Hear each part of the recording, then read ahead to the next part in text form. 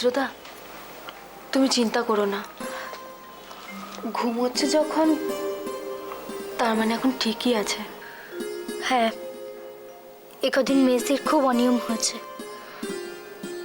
আমরা কেউই ওর দিকে ঠিক মতো লক্ষ্য করতে পারিনি। আসলে এমনিতেই তোর শরীরটা খারাপ, তারপরে বারবার অসুস্থ হয়ে পড়ছে। কি যে করবো কিছুই বুঝতে পারছি না। আরে কেমন আছে এখন? এই তো ঘুমোলো। ধকলটা তো কম যাচ্ছে না। শরীরের চাপটা তবু নেওয়া যায়, কিন্তু মনের চাপটা যে কি সাংঘাতিক। হ্যাঁ বাবা, এরা ভাই বোনরা নিজেদের খুব ভালোবাসে, খুব ভালোবাসে। একেবারে হরিহর আত্মা, এক আত্মা এক প্রাণ। মুখে তো কিছু বলতে পারে না, মনে মনে গুমড়োয়। আর এই মেয়েটা চিরদিনই খুব চাপা স্বভাবের। বাবা, তোমাকে একটা কথা বলবো। বলুন না কাকিমা। দেখো, আমি জানি না তুমি কিভাবে নেবে। দেখো, এই অবস্থায় তো মেয়েকে বাপের বাড়িতে রাখতে ভালোই লাগে বলো। মানে সবাই তো চায় মেয়ে বাপের বাড়িতেই থাকুক, কিন্তু এখন আমাদের বাড়ির যে অবস্থা, এত অশান্তি, এত দুঃখ কষ্টের মাঝখানে মেয়েটাকে রাখতে যে বড় ভয় করছে বাবা। হ্যাঁ বাবা, আমার মনে হচ্ছে যে মেয়েটা বোধহয় এতটা টেনশন নিতে পারছে না। হ্যাঁ গো, দেখো কতদিন পরে ঠাকুরের আশীর্বাদে মেয়েটা মা হতে চলেছে। তোমাদের বাড়ির সবাই মুখিয়ে আছেন এই শুভ দিনটা দেখবার জন্যে। এখানে আমার কাছে থেকে যদি কিছু হয়ে যায়, আমি যে মুখ দেখাতে পারবো না। এসব কি বলছেন কাকিমা? এই দুঃসময়ে আপনাদের কাছে থাকাটাও তোর কর্তব্য। দেখো, কাছে না থেকেও কর্তব্য করা যায়, তাই না? মনের টান থাকলে দূরে থেকেও কর্তব্য করাটা তো কোনো ব্যাপার নয়। হ্যাঁ বাবা, দেখো আমারও মনে হচ্ছে তোমার কাকিমা ঠিকই বলছেন। তোমাদের সাহায্য তো আমরা সবসময়ই পাই, কিন্তু এইখানে মেয়েটা থাকলে সেটা বড্ড ঝুঁকি হয়ে যাবে বলে মনে হচ্ছে। সেটা বোধহয় ঠিক হবে না। বাবা, তুমি এর সামনে থাক। কোনো কিন্তু করো না, কোনো কিন্তু করো না। দেখো, আমার বড্ড ভয় করছে। আজকে যদি একটা কিছু হয়েছে তো কি কেলেঙ্কারিটা হতো তাহলে বলো দেখিনি। দাদা, দাদা, দাদা কোথায়? দাদা, দাদা, দাদা এসে, দাদা, দাদা, দাদা, দাদা কোথায়? আসছে, আসছে, তুমি শো, দাদা, তুমি শো, দই আমার দিকে তাকা, দই আমার দিকে তাকা। আসবে, আসবে। অপু গেছে, অপু দই, অপু গেছে দই, অপু, অপু নিয়ে আসবে, অপু ঠিক নিয়ে আসবে সন্দীপকে। বৌদি কাঁদছে না তো? রুদ্রদা, তুমি ওকে বুঝিও। এভাবে সবাই মিলে বিপদে পড়ে কি লাভ বলো?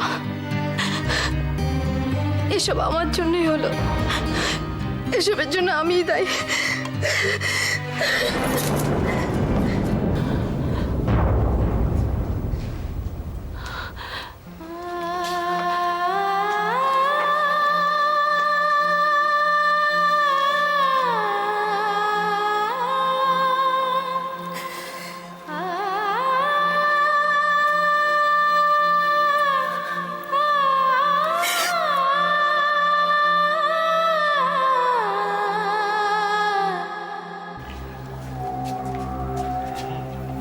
বাহ, পালকপুরিটা তো দারুণ হয়েছে।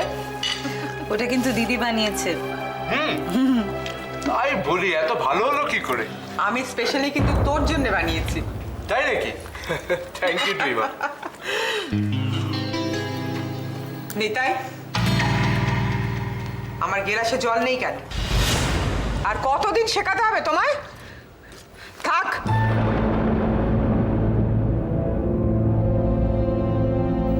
আমার জল লাগবে না, তেষ্টা মিটে গেছে।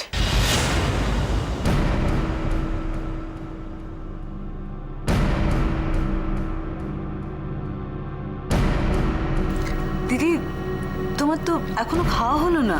নিতাই, কাল থেকে আমার খাবার আমার ঘরেই দেবে। এত অনিয়ম আমার সহ্য হয় না। আমার বয়স হয়েছে, এত ভিড়ও আমার ভালো লাগে না।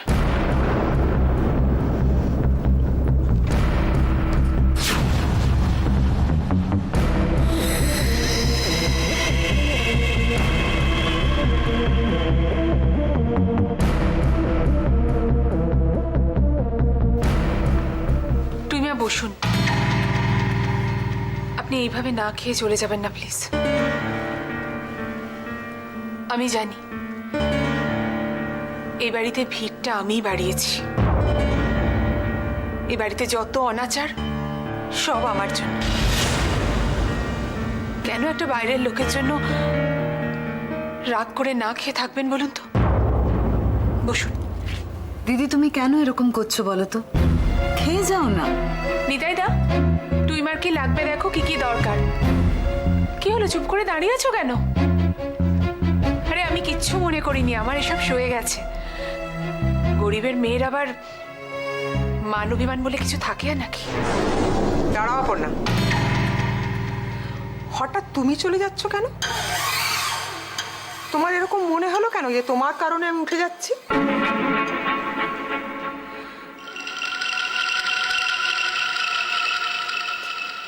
নিজেকে এত ইম্পর্টেন্ট মনে করো কেন? অবশ্য তোমার আর কি দোষ,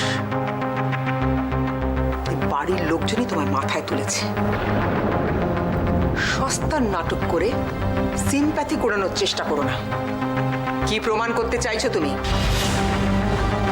তুমি যেটা করছো সেটা ঠিক, আর আমি যেটা করছি সেটা ভুল, তাই তো? বেশ,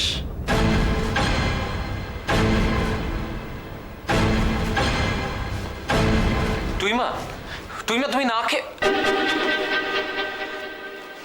আচ্ছা মা, এগুলো কি হচ্ছে বলো তো বাড়িতে? আমি বুঝতে পারছি না। রোজই এক অশান্তি এক অশান্তি, আমার তো অসহ্য লাগছে এবারে। অসহ্য হলেও সহ্য না করে উপায় কি বল?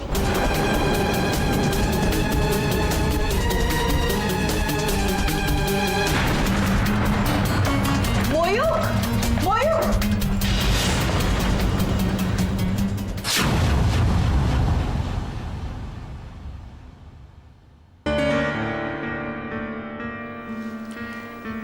এসো বৌদি, তুমি টুইমার কথায় কষ্ট পেও না। বৌদিওনি, তুমি বসো, খেয়ে নাও। কি হলো কি? যাও গিয়ে বসো, খেয়ে নাও। অপর্ণা,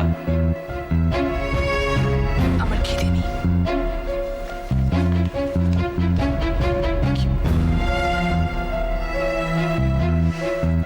ধ্যাৎ। দাদা ভাই,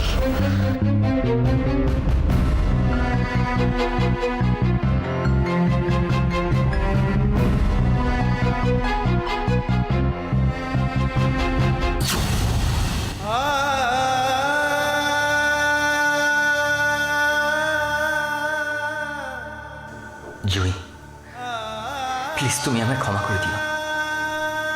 বিশ্বাস করো, আমি এভাবে তোমার জীবনটা নষ্ট করে দিতে চাইনি,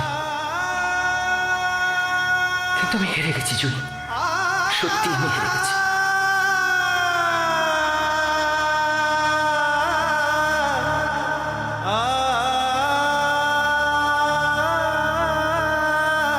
সন্দীপ, এ কি হলো সন্দীপ? তোমাকে ছেড়ে থাকতে খুব কষ্ট হচ্ছে, আমি জানি। তুমিও এখন আমার কথাই ভাবছো। এত ভেবো না, দেখো সব ঠিক হয়ে যাবে।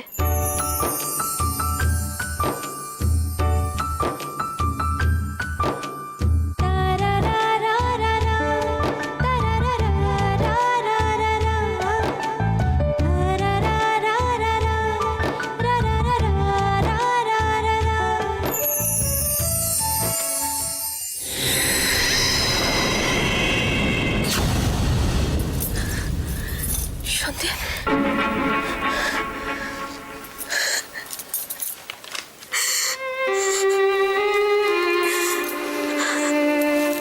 কি হয়েছে বুদ্ধি? কই, কিছু না তো? কিছু না মানে? দেখি ফেরো আমার দিকে। বললাম তো কিছু হয়নি, শুধু শুধু তোমার ঘুমটা ভেঙে গেল। তুমি শুয়ে পড়ো। বুঝেছি, ঘুম আসছে না তো? একটু জল খাবে?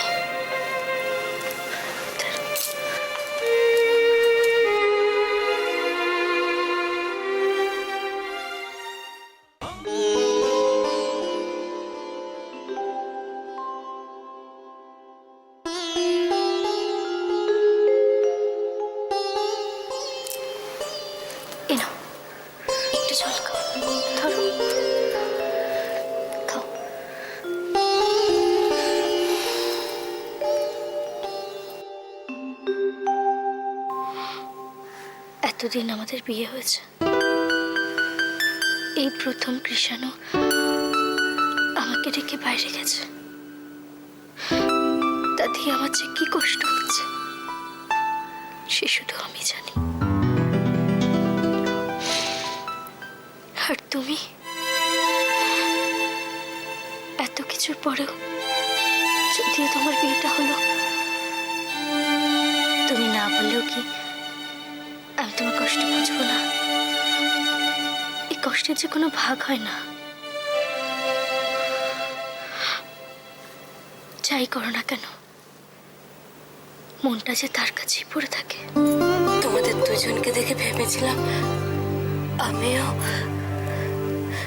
কিন্তু তখন কি জানতাম আমার কপালে সহ্য হয় না। এসব কথা বলো না বৌদি, এসব কথা বলো না। কোর্ট খুললে পদ্মী আর সৈকতদা দাদাকে ঠিক ফিরিয়ে নিয়ে আসবে, দেখো।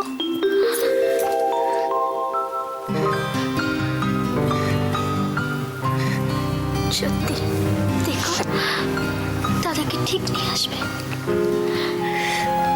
তুমি এবার একটু শুয়ে পড়ো, শুয়ে পড়ো। দাও গ্লাসটা দাও।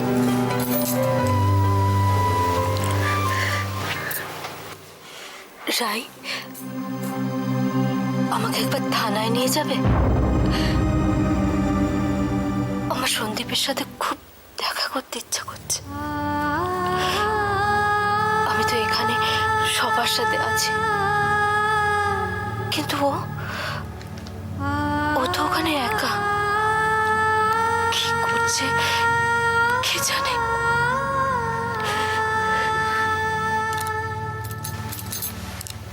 বৌদি, একটু শান্ত হও, এরকম করো না। পদ্মী এলে আমি ওকে একবার বলবো, দেখো ও ঠিক কিছু একটা ব্যবস্থা করে দেবে। তুমি এখন শুয়ে পড়ো, একটু শান্ত হও। এসো শুয়ে পড়ো। আমাকে একবার সন্দীপের সাথে দেখা করতে হবে। দেখা করতে হবে। একবার ওর সাথে দেখা করতে হবে।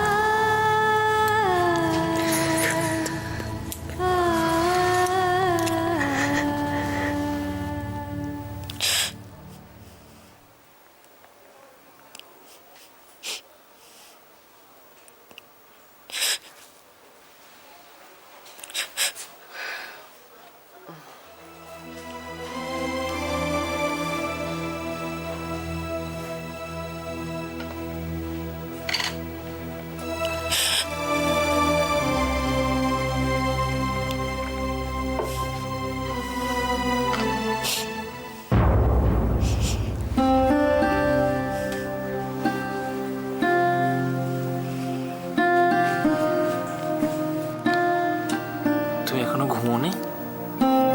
এই অপরটা এখনো রাগ কমেনি তোমার? ঠিক আছে বাবা, আমি সরি বলছি সবার তরফ থেকে তোমার কাছে। প্লিজ আর রেগে থেকো না, একটু মানিয়ে নাও না সবার সঙ্গে। একটু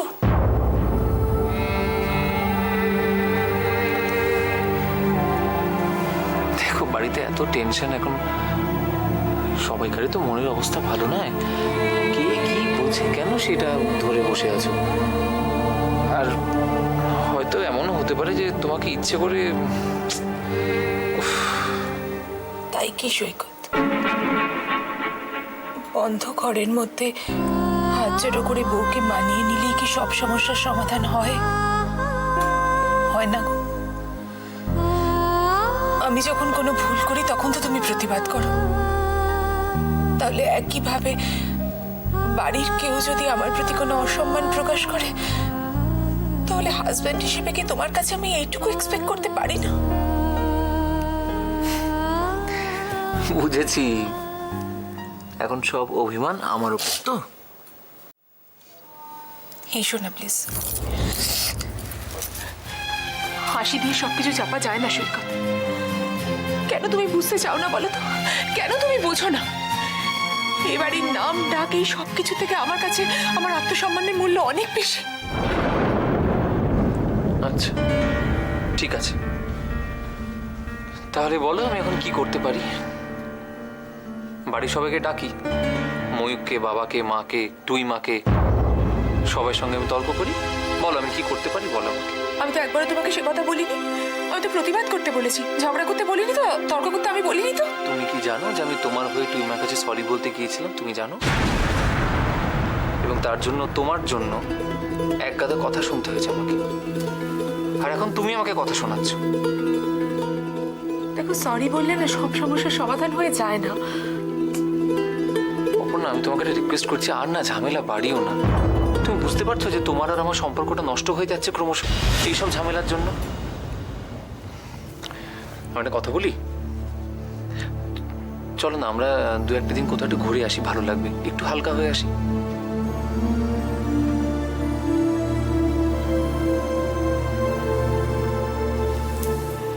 পালিয়ে যেতে বলছো? পালিয়ে? আরে তা কেন বলবো আমি? তাহলে স্বার্থপর হতে বলছো, তাই তো? আমি পারবো না গো, কোনোদিন পারবো না।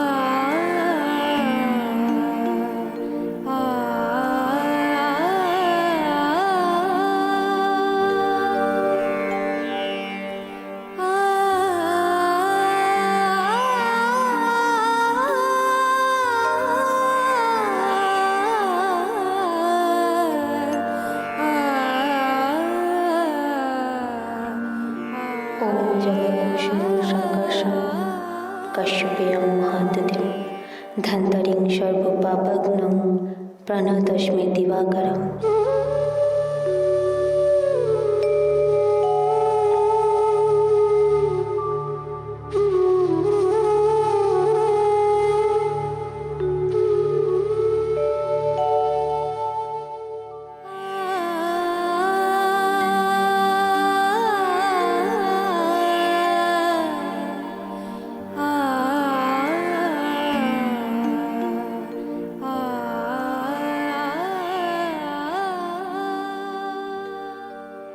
মেয়েটার প্রার্থনা পূরণ করো ঠাকুর। আজ ওর আর আমার প্রার্থনা যে এক হয়ে গিয়েছে। কি বোকা আমি! ছেলের বিয়ে দিতে গিয়ে বোকার মতো কত ভয়টাই না পেয়েছিলাম। একবারও কেন বুঝতে পারিনি এ বাড়িতে ও আর আমি এক। ও যে আমারই অতীত, কেন বুঝতে পারিনি?